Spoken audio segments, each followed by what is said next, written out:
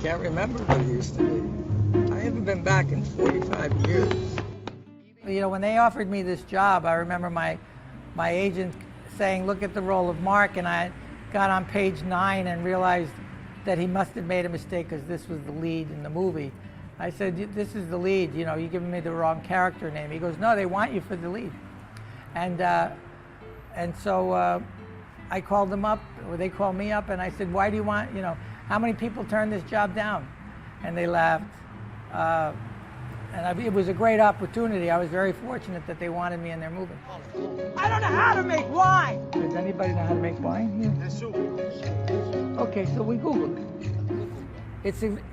It's a wonderful kind of fairy tale, fable, a whimsical journey about a man who is toward the end of career, attorney, has worked his way up the corporate ladder and is now the chief financial CEO of this small automobile company in Canada.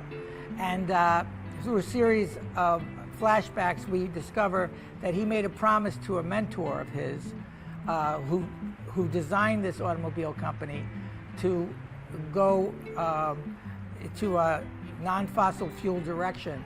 And in that promise to a dying man, he betrays it for the corporate reasons, financial reasons. And in doing so, he kind of has a terrible flush of guilt, and he decides to quit his job. And he decides he's going to go back to his homeland after 50 years absent and revisit his past. And in doing so, he starts finding out what the important aspects of life, he's discovering what true happiness is, and in doing so, he takes this risk. He's going to reopen, pay the back taxes on his grandfather's place, and reopen the vineyard, start making wine again. It's a comedy, it's whimsical, it's it's about relationships and love and unrequited love and finding love again. Evening, Captain. Hello, Captain. So how do you two plan to up my evening tonight? You're describing movie stars. I'm a movie actor. There's a difference, I've really enjoyed a career in playing very, very diverse characters, and it was my idea that if I was going to go after that, you know, I had a 20-minute face. I always say, you know, that I got a 20-minute face, and movie stars, they've got a 90-minute face. You know, so it's like, how am I able to change this face enough that they never get sick and tired of me? How can I turn this humble craft, this acting craft, you know, these minor gifts that I was given, and turn it into a 30-year career? Now, I didn't think I'd live this long, so I prayed for a 30-year career, and now I'm stuck with a 40-year career. So thank God I'm still able to get a job at this age. You look like a smart kid. So I'm going to tell you something which I'm sure you'll understand. It was a hit. People are attracted to movies that make money. So when you're in a movie that makes money, the tendency is that they want to put you in the next movie, you know, because they see you as a guarantor on their investment. So, you know, risky business certainly, but I had done the mini-series From Here to Eternity. I'd done Eddie and Cruisers. I'd already been, I guess risky business was what, 84? And so I'd been around for about 5 years prior to that, making a living as an actor in Los Angeles. Jump rope, Blondie! Let me jump rope. No, jump rope! Jump rope! Jump rope! You know, and I went from risky business to the Goonies to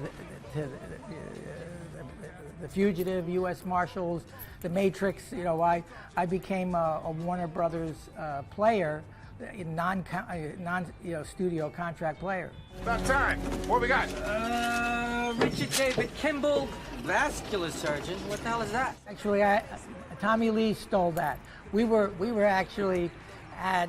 I was planning to use that line too. We went to a Marshall's meeting where we trailed Marshals, and Marshals were giving us their experience backstory, and one of the Marshals used that line, and I I clocked it, you know, like how am I going to get that in there? And Tommy Lee did the same thing, and he said it before I could. But we improvised a lot. Look, I remember James Cagney always saying is that if you can do one or two things that keeps you memorable, and I pretty much made a career on anemic written roles that I could see that I had an opportunity to turn it into a standout performance, no matter what the length of the time was in character or film time. So unfortunately I was able to parlay that into better parts and better movies.